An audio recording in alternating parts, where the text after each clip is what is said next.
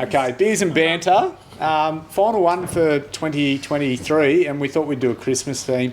And literally, we're all sitting around the office, sort of brainstorming who we'd use. Suze, you came straight up as the only option really for Christmas. So, natural fit, and your store that's just growing and growing, and the Christmas theme that you have going on here this time of year is awesome. So we'll start off with a few questions.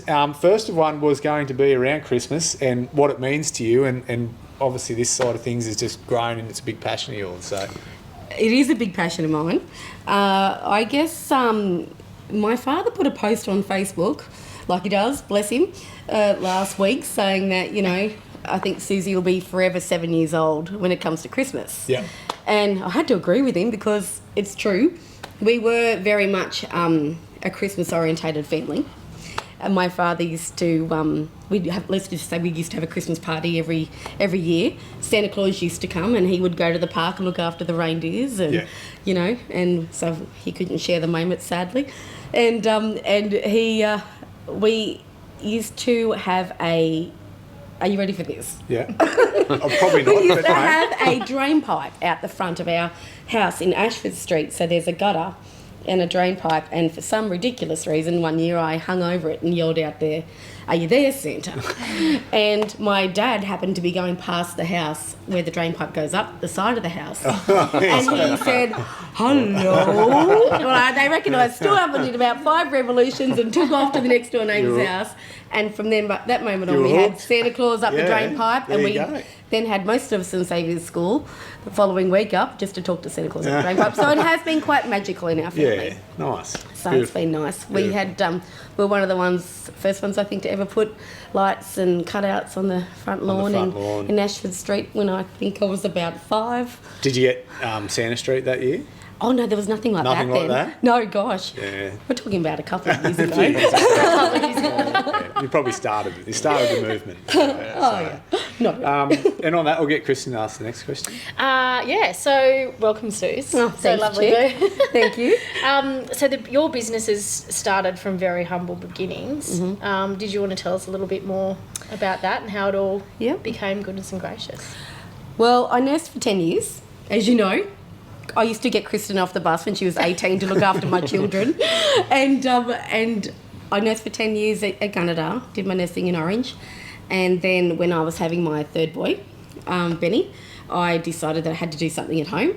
So I started to make beaded jewellery, and there seemed to be a bit of a calling for it at the time, hence my company name, Beautiful Designs. And then I would be up till, 1 o'clock in the morning making this jewellery, and then I was like, it's 1 o'clock, go to bed before they get up. Yeah. So then I did that. I opened up initially down in Fashion Fabrics before Kath came in and joined me. And I always said if this shop came available on the corner, I'd love to do it. Mm. So then it did in 6 months' time, and then I was like, now what? Big jump. But I knew it had to happen. Yeah. So it was sort of my calling. I went and saw Greg and Sonia Jones and said to them, I want a coffee shop next door to me. I don't want to do it, but I want it there, and it just timing was perfect. Is of the essence, and it was perfect for them. Yeah. So they opened that, and that was nearly 17 years ago. Wow. And opened this up. It's now doubled in size, which has been, I'm very appreciative to the Gunnedah community and surrounding towns because they've been really good to me. And a lot of things have changed in my life, like just about everything. And it's been wonderful. It's been a really wild ride that I've always been very appreciative of. And then 8 years ago, Mary Ellen Scanlon came over to me. She's like, I need a job in Corinda. You need to open a shop. I was like, I don't want to shop in Corinda. She's like, yes, you do. Come with me. And that was 8 years ago. And we're still open, and Corinda's been amazing. Yeah. And then a couple of years ago when Judy said, do you want to buy the florist? I was like, huh? Wasn't on your radar? That was not on my radar. Yeah. And Mel, her daughter Kate, Mel worked for me at the time, still does. Yeah. And, it all sort of just fell into place. And I've been very lucky. People have been very good to me. It's amazing to sit back and watch it. For yeah, sure. No, it's certainly been a lot of hard work. It's certainly been a bigger ride than I ever anticipated. But it's been wonderful, and I'm very grateful to have such a full, diverse, huge business. It's been great. Yeah, and no doubt some of your staff too. I know I've dealt with the girls at the florists on occasion, not often, I must admit, on occasion, and they're great. They are. Yeah, so. And I can't do it on my own. Yeah. Like, if I did not have the wonderful staff I have, if they all walked out, I'd be like straight with them, because there is no way I can do this myself. Yeah. If you've got good staff, you're so lucky. Yeah. And I am lucky. We skipped a question there before, Matt. I don't know if you want to... No, that's all right. I was just talking about history. I mean, you touched on a little bit before, but how was your childhood and growing up in Gunnedah? My childhood in Gunnedah, I was very lucky. Yes. I had a lovely childhood, and a lot of kids don't, so I guess, my older brother Philip, younger sister Carly, I was the middle child and every bit so. Yes. And the hectic ones. Yeah. And I think the girls at work tell me I've got a little bit of ADHD. I think I'm going to have to start believing them. Well, you're not sitting still. Yeah. No, I know. But anyway, we always had holidays. Yeah, I just don't think I've got anything to whinge about, maybe.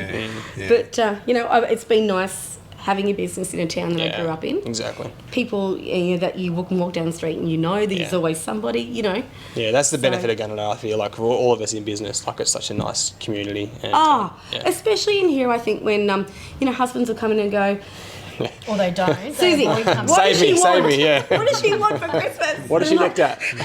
I'm trying to encourage wives to come in and take photos of things they want and send their photos. I'm trying that at the moment. We're trialling a few things.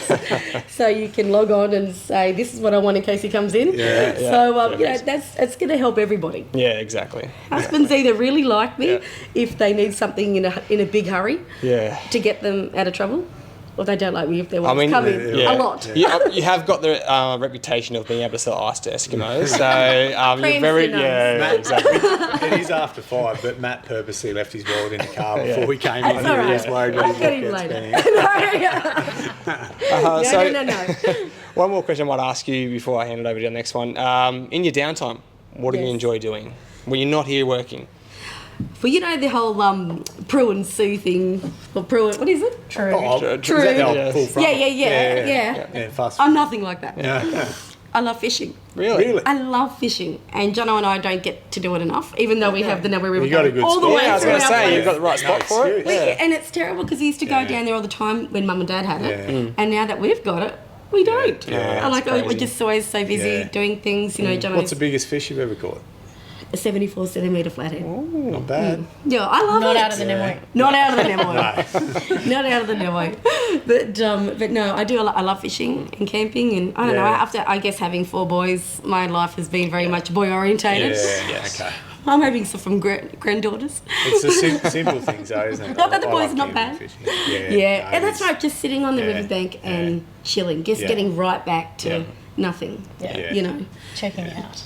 No, Jono and I like to go overseas, like at least once a year, or whenever we can. Did do Greece this year, and it was lovely. But it's nice to just chill out. He's very good to travel with, so I'm very lucky. Good.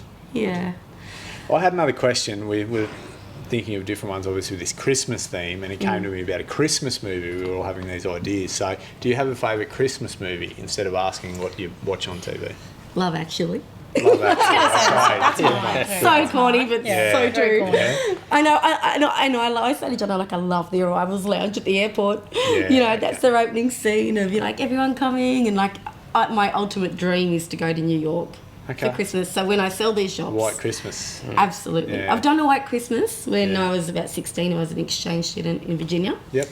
But I'd love to go to New York. There. They do Christmas well. I'd probably be starfishing all the way across the the pond where you ski. But anyway, I'll enjoy it. Matt, have you got a favourite Christmas movie? Oh, geez, put me on the spot. No, I don't think I have one. I'm trying to think. No, I don't. We'll give you a minute. Boys don't watch I was them. going to say, is Die Hard the answer? I mean, that's the thing. Die Hard I mean, maybe. answer. I mean, is that a Christmas movie? Yeah. Oh, No, we're not going to ask to everyone. I'm going to... Chris. I'm with Suze. I think Love Actually is Yeah. mine. Yeah. Or any kids. I love watching the kids ones. movies with the girls. Okay, so Yeah. good answers. Die Hard, meh.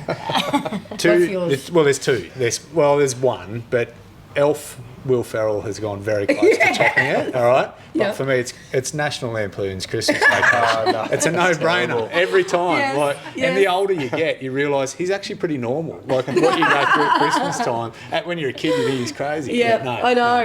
it's It's no-brainer. sad, isn't it? It is. It is. Yeah. So we'll wrap it up.